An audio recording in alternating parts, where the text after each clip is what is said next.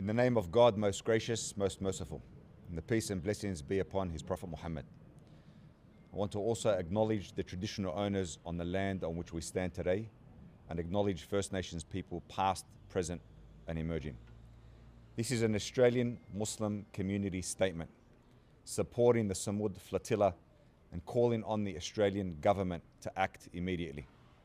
The Samud flotilla, Freedom Flotilla, is a peaceful, courageous and honourable mission to break the illegal siege imposed on Gaza for nearly 2 decades and deliver vital aid to its besieged population.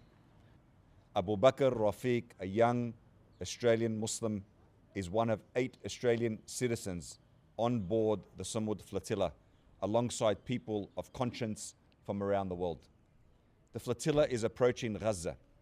Boats have already been attacked and within the coming days will be at grave risk of attacks, interception, unlawful detention, or even loss of life at the hands of the Israeli military, which has a long record of targeting flotillas in international waters. The actions of these Australians are not reckless, but deeply rooted and deeply principled in humanitarian concern, moral responsibility, and legitimate and legal legitimacy. The flotilla and its participants are acting within the framework of international law, exercising the right to navigation and delivering humanitarian relief to a population under illegal siege. The Australian government has both a moral duty and a legal obligation to protect its citizens abroad, particularly when they are acting in pursuit of peace, justice, and humanitarian relief.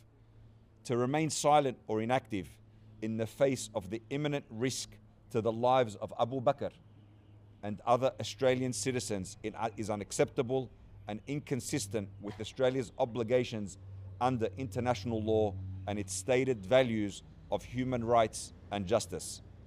We, the undersigned members of the Australian Muslim community, demand that the Australian government act urgently and decisively to protect Abu Bakr Rafiq and the other Australian citizens.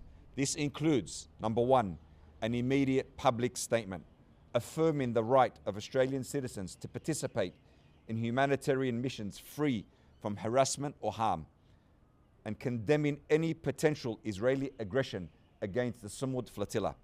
Number 2, direct diplomatic action.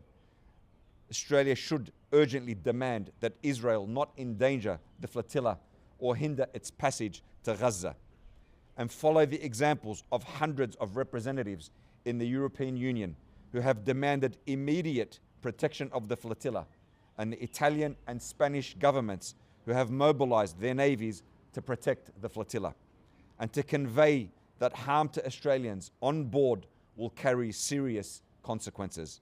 Number 3, consular protection, which is to ensure that consular services are fully mobilized to monitor the safety of all Australian citizens and to prepare immediate support and legal recourse in the event of unlawful detention. And number 4, international advocacy, to raise the issue in international forums such as the United Nations and to pressure Israel to respect international law and humanitarian forums and humanitarian norms, and to collaborate with other governments whose citizens are on board the flotilla to apply collective diplomatic pressure. Ladies and gentlemen, thank you very, very much for coming here today.